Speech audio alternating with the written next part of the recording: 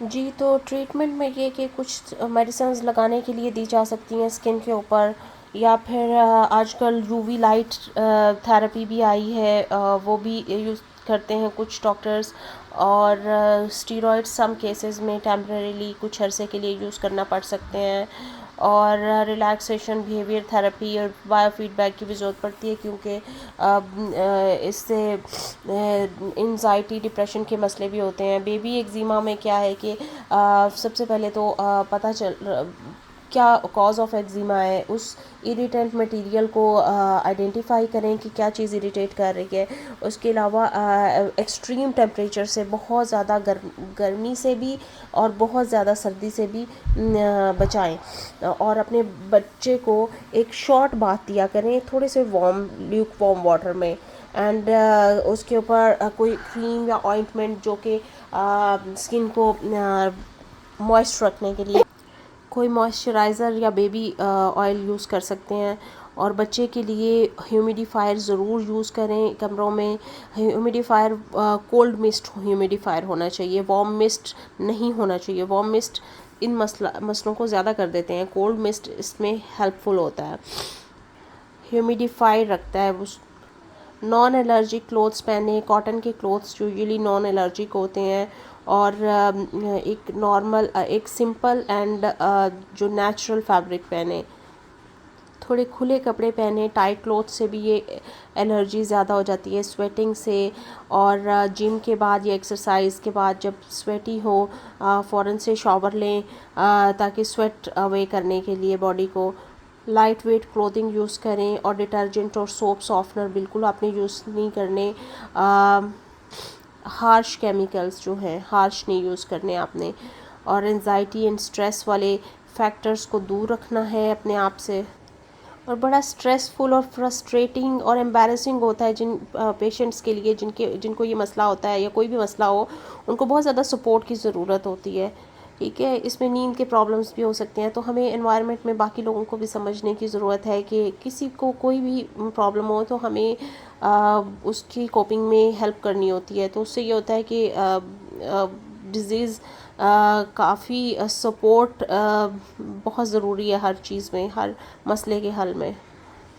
चाहे वो स्किन की बीमारी हो, कोई बीमारी हो, या फिर कोई भी मसला हो किसी और किस्म का। अब आपने डॉक्टर के पास जाना है तो आपको क्या पता होना चाहिए, अपने सिम्टम्स सारे आपने लिख लेने हैं कि कब कब होते हैं, कितनी देर रहते हैं, किस चीज़ से होते हैं, किस सोप या डिटर्जेंट या टोबैको से, टोबैको या कोई सिगरेट वगैरह से होते हैं, या हॉट शॉवर से होते हैं। और सब मेडिसिन्स की लिस्ट बनानी है आपने कि क्या क्या आप मेडिसिन लेते हैं, जैसे कि विटामिन या सप्लीमेंट्स या कोई हर्बल मेडिसिन यूज़ कर रहे होते हैं। इवन बेटर कि अगर आप ओरिजिनल बॉटल्स ले जाएं, या फिर लिस्ट ऑफ डोजेज या डायरेक्शंस की जो है ना लिस्ट ले जाएं। और क्वेश्चंस जो आपने हेल्थ केयर प्रोवाइडर से अपने करने हैं, वो आपके क्वेश्चंस आपने नोट किए हों। आप कुछ क्वेश्चंस भी कर सकते हैं कि क्या कॉज हो सकता है आपके सिम्टम्स का, कौन से टेस्ट करवाने पड़ सकते हैं, क्या ट्रीटमेंट रिकमेंड करते हैं, टेम्परेरी है या क्रॉनिक है। मतलब मैंने आपको पहले बताया कि कुछ भी, इन दोनों में से कुछ भी हो सकती है। And way to see if the condition goes away on its own, can I way to see what alternative approaches जो होती हैं।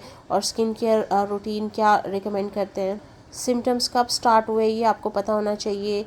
किस चीज़ से आपके सिम्टम्स एग्रीवेट हो जाते हैं, फैमिली में किसी और को तो नहीं है एलर्जी या एक्जिमा, आपकी जॉब से या किसी हॉबी से तो नहीं है ये।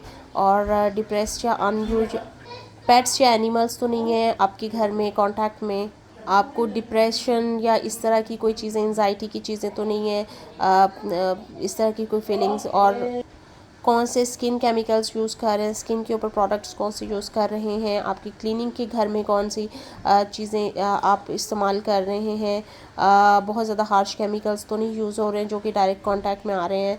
और आपके सिम्टम्स जो हैं वो आपकी क्वालिटी ऑफ लाइफ को कितना ज़्यादा और आपकी स्लीप को कितना अफेक्ट कर रहे हैं। और जो ट्रीटमेंट आपने पहले यूज़ कर चुके हैं उससे कितना फ़ायदा हुआ है।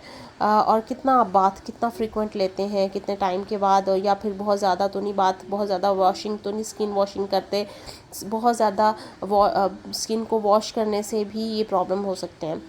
इमोलियंट्स ट्वाइस अ डे यूज़ किए जाते हैं वेरी ड्राई स्किन पे स्पेशली। और जो फ्लेयर अप जब होता है तो ज़्यादा अमाउंट में इस्तेमाल करने पड़ सकते हैं। कभी कभी स्टीरॉयड लगाने पड़ते हैं अगर सही ठीक ना हो रहे हों सिंपल मेडिसिन से।